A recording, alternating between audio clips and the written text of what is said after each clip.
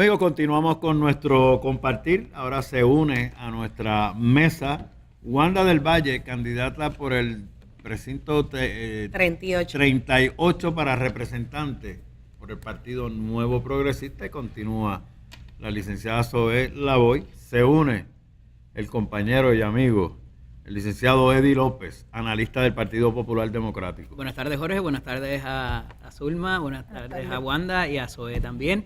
Aquí siempre buscamos un balance. Seguro que sí, seguro que sí. Tú representas el Partido Popular y yo soy neutral. Seguro que sí. Tú eres súper neutral. Bien, yo soy casi neutral, acuérdate. Estipulado. Dale. Estipulado. Vamos arriba.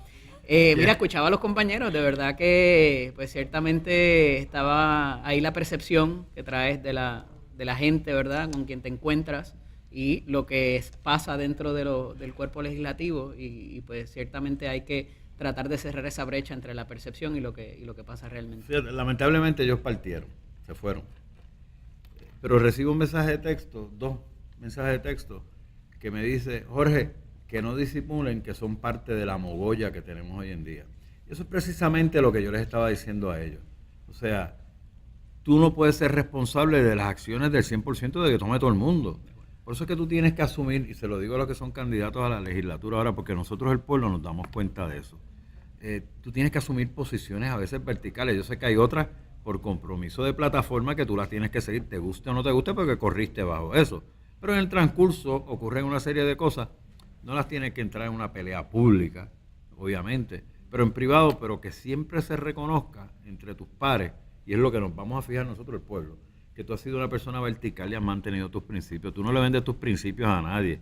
O sea, tú no estás corriendo para la vicepresidencia de los Estados Unidos con un candidato a presidente que dice que le hace a las mujeres todo lo que hace, y tú te declaras cristiano y quieres ser candidato dentro de 4 años corriendo con la bandera de la cristiandad. Y las decisiones tienen consecuencias, a veces te cubres de gloria, a veces te cubres de ya sabemos qué, ¿verdad? Pero tomar responsabilidad y no solamente tirar la culpa cuando las cosas no salgan bien. Fíjate, si me permites, yo quería hacer un comentario con relación a lo que estaba escuchando. Yo tengo que decir que Tatito Hernández, yo tengo que reconocer que a mí me parece que del grupo de ese partido que estaban o están todavía en puestos electivos, a mí me parece que Tatito Hernández siempre fue directo, y me parece que hablaba, por lo menos yo me sentía como ciudadana, como tú decías ahorita, detrás en el sofá, como ciudadana, no como candidata ahora, pero como ciudadana, yo me sentía que yo le podía creer más a Tatito que a otras portavoces del gobierno de Puerto Rico. Y entonces me molesta un poco como ciudadana también el que me digan que esta es una de las administraciones que más información ha compartido, cuando ¿cuántas veces fueron al Congreso y el Congreso les decía dónde están los estados financieros auditados y por cuántos años esperamos para que salieran los estados? Y como tú bien dijiste, ¿sabes qué? Gracias a Dios, porque, y tengo que hacer el cambio, tengo que hacer la aclaración, para mí es indignante esto de la Junta de Supervisión Fiscal porque odio ser colonia, pero oye, la verdad es que gracias a la Junta de Supervisión Fiscal por fin sacaron un informe que lo presentó el gobernador los otros días, donde dice cómo estamos, y yo no sé si tú lo has visto, pero es impresionante. 1, la situación que refleja ese informe, pero 2, las recomendaciones que ahora, a 2 meses de irse, él está diciendo, deberíamos hacer esto, esto y esto. Y tú preguntas, ¿de verdad? ¿Por qué no empezaste a hacerlo hace tiempo? Llevan casi 4 años en el gobierno. Así que lamento que se hayan ido, ¿verdad? Porque no me gusta hablar sin que ellos tengan la oportunidad de responder, pero la realidad es que como ciudadana, no como PNP, como ciudadana, yo me siento que este gobierno me mantuvo siempre engañada. De hecho, tengo aquí un mensaje de texto de una persona que me dice que quiere que Jesús Manuel nos diga dónde están esos informes, en qué fecha se publicaron y si han estado disponibles. Yo sé que me está escuchando en radio y habré de llevarle la información. Claro. Que por favor nos traiga la fecha en que los informes que él mencionó en el aire hoy fueron publicados y se le anunció al pueblo de Puerto Rico que estaban disponibles en esa fecha, no ahora. Fíjate que lo de la congelación de plazas, el attrition, la cuestión de la rebaja de las agencias también, la ley 66, no son cosas nuevas. No. Un problema de comunicación y en particular, y lo tengo que aceptar, o sea, y no es ninguna sorpresa, el equipo económico como tal.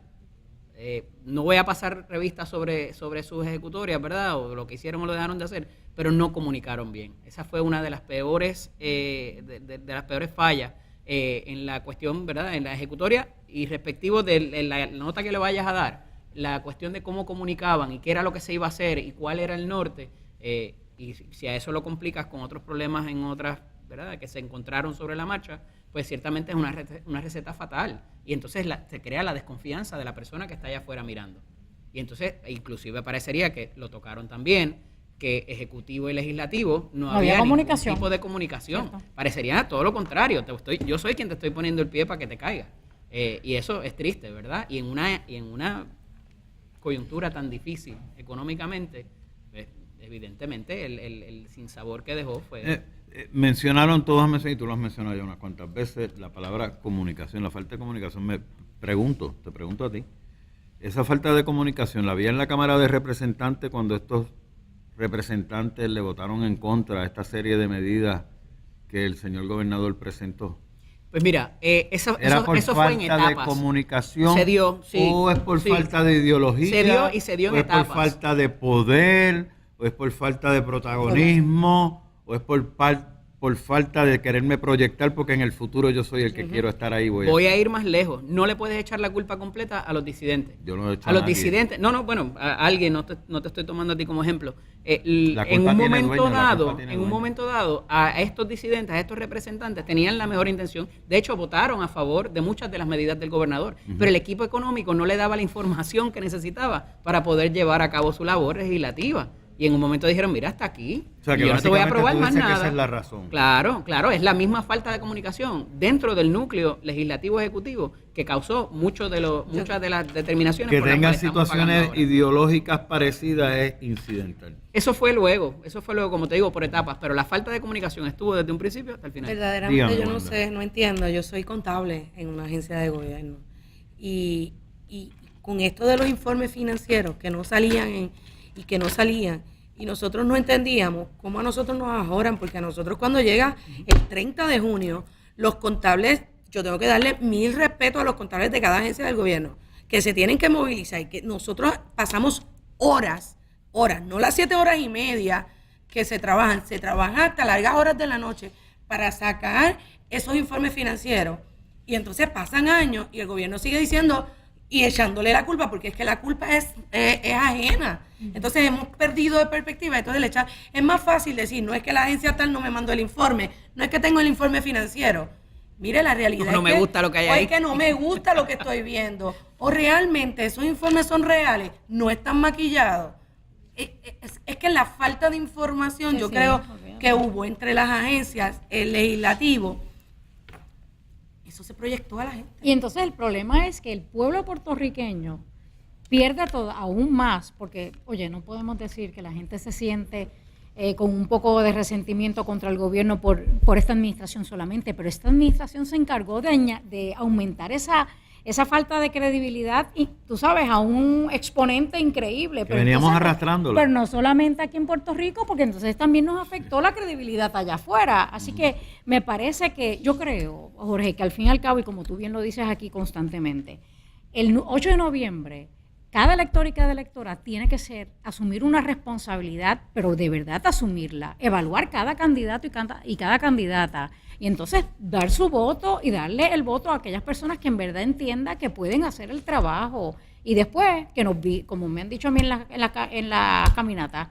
le voy a dar el voto, pero lo voy a estar vigilando para que cumpla lo que usted está diciendo. Y yo creo que eso es lo que tiene que hacer el pueblo ante nosotros, los que nos presentamos como alternativa. Fiscalízanos. Oye, y ahora están las redes sociales, que es cuestión de, tú sabes, de enviar un mensaje y decir, oye, Zoé dijo tal cosa y mira lo que está haciendo. Y mucha gente hace muchas cosas creyendo que son invisibles y se van a salir con la cosa. Pero fíjate, casualmente tengo aquí a la distinguida licenciada Zulma Rosario, directora ejecutiva de la Oficina de Ética Gubernamental. Con poquitos recursos y haciendo un trabajo poquísimo. Excelente, siempre se lo digo, esté ella aquí o no. Gracias. Pero lo quiero decir porque ella todos los días, yo no le he preguntado, pero sé la contestación, todos los días tiene que ver casos de los invisibles, que yo puedo hacer esto y nadie me va a coger, nadie me va a chotear, esto yo lo voy a hacer, sé que está en contra de la ley, esto lo voy a hacer, si está o no, no me importa.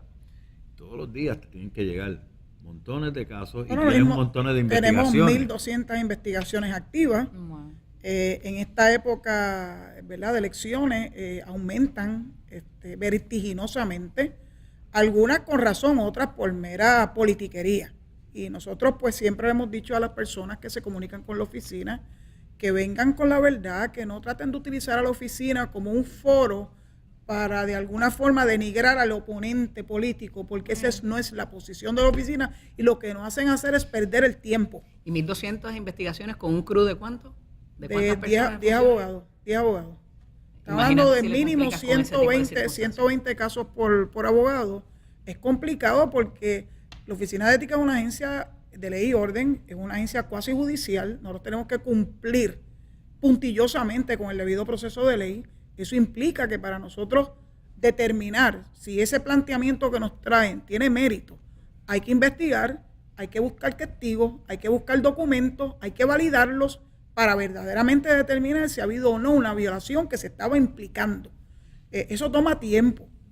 A veces tenemos que recurrir a los tribunales para tener acceso a la información porque la gente se puede poner resistente.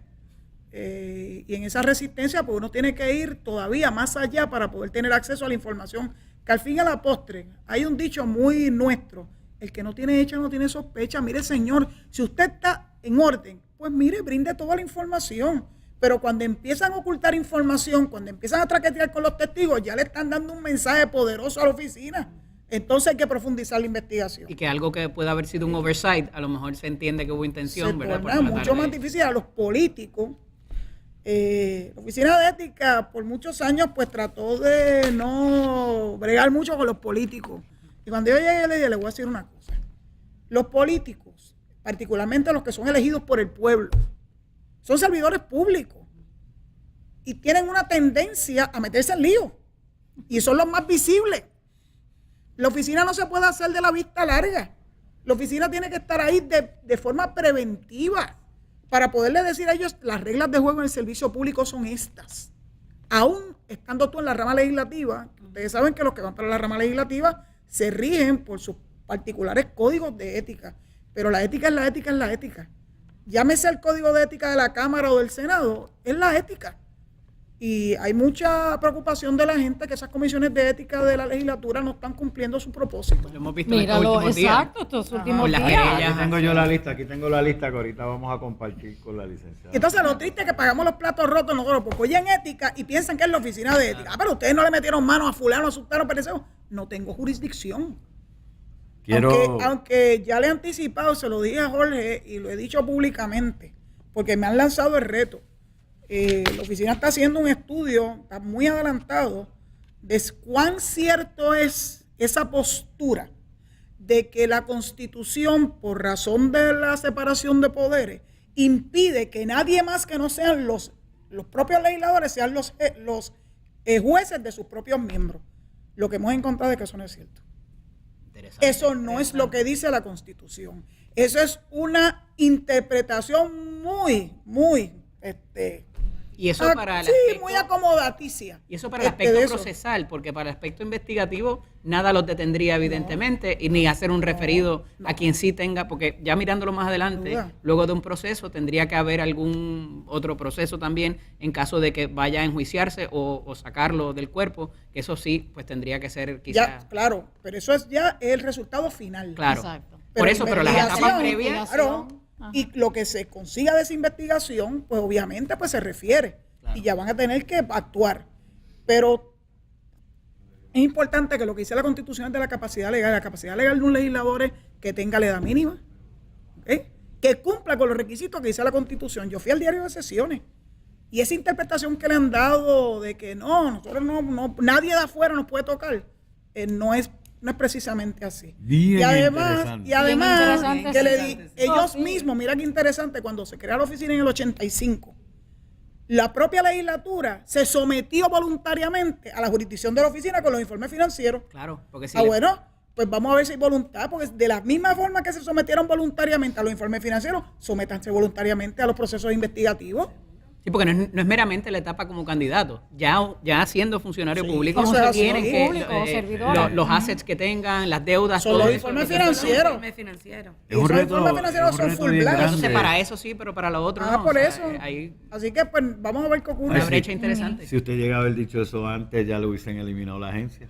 Bueno, hubo muchos intentos de eliminarla. Bueno, no. Primero si quisieron bombearme. No, sin duda. Estaría eliminada. Yo no soy la persona con mayor, no me quieren mucho. Yo sé que no me quieren mucho.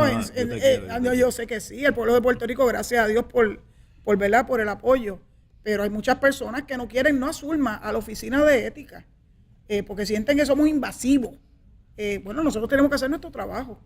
Y si eso implica el que tengamos que profundizar y ser invasivos para algunas personas, pues mira, hacemos nuestro trabajo. Lo más importante es que el pueblo esté claro y que lo pueda ver continuamente, que no hay política partidista dentro de esa oficina. Sí, sin duda. Sí. Ni mucho menos selectividad en las personas. Absolutamente. Lamentablemente, bien importante. Yo tengo una experiencia que es totalmente opuesta a eso. Pero Zulma no estaba allí. Exacto, Zulma no estaba allí. Vamos a, quiero hacerle esta pregunta a Zoe, que me envía un amigo televidente que yo creo que es muy pertinente. Wanda, quiero que vayas pensando, porque te voy a preguntar ya mismito cuál es tu proyecto bandera quijotesco para tu distrito 38. Zoe, me escriben. Saludos al distinguido panel. Que Zoe, por favor, conteste. ¿Qué facultad en ley tiene el doctor Bernier para expresar en un programa televisivo ayer que cuando llegue a gobernador va a conceder probatorias? Ahí tengo dos ex jefas aquí de corrección, qué casualidad. Ajá. Va a conceder probatorias a los confinados que se encuentran en custodia mínima o mediana. ¿Desde cuándo el gobernador legisla leyes? Puerto Rico no aguanta más. Si alguno de tus invitados puede comunicarse con el doctor Bernier, díganle en su rostro que se refleja la desesperación y dos o tres cositas más. Que no la vas a leer. Pero vamos a ese punto en específico. Déjame comenzar diciendo. No leo el resto, distinguido televidente, por respeto, porque el ánimo del programa no entro en ese tipo de ataque. No lo estoy juzgando como correcto o incorrecto, créame, pero no entro en ese tipo. Déjame comenzar diciendo que yo he estado desde la mañana de ayer contestando llamadas de los medios de comunicación, porque a mí me parece que hay que ser responsable con el pueblo puertorriqueño. Y yo, Jorge, tú me conoces, nos conocemos hace muchos años, a mí esto de la tiraera, de la política, yo no estoy para eso. Pero cuando hay que decir la verdad, hay que decir la verdad. Así que desde ayer por la mañana yo estoy diciendo que David Bernier, como candidato a la gobernación por el Partido Popular Democrático, salió y dijo a unos días de que los confinados van a votar el 5 de noviembre, a decir varias propuestas. Entre esas, las que yo voy a mencionar, creo que son las que más le pudieran afectar a Puerto Rico. La primera es que toda persona convicta, cuando termine su sentencia, independientemente del delito que cometió, cuando salga, se le va a borrar su récord criminal. La ley 314 del 2004 dice que todo ex convicto o ex convicta puede, si fue sentenciado por un delito menos grave, a los 6 meses solicitarle al superintendente de la policía que le borre su récord. Si es por un delito grave, a los 5 años de haber terminado su sentencia, se lo pide en un tribunal superior y el tribunal entonces determina. Pero esa ley establece 3 delitos en particular que tú no puedes de forma alguna pedir que se te borre el expediente. Delitos contra menores, delitos violentos, delitos sexuales violentos y corrupción. Esos 3 delitos no se pueden borrar del expediente criminal. Entonces, con la idea de David Bernier, hoy hay un registro de ofensores sexuales.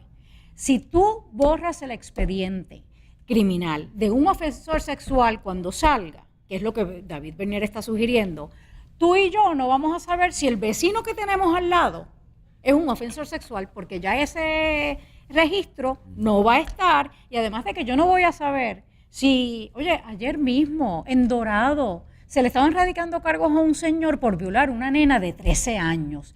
¿Tú crees que es justo para la comunidad puertorriqueña, para el pueblo puertorriqueño, pueblo puertorriqueño, que este señor que sea convicto, sentenciado, cumpla y cuando salga nadie se entere que él cumplió por un delito sexual contra una menor.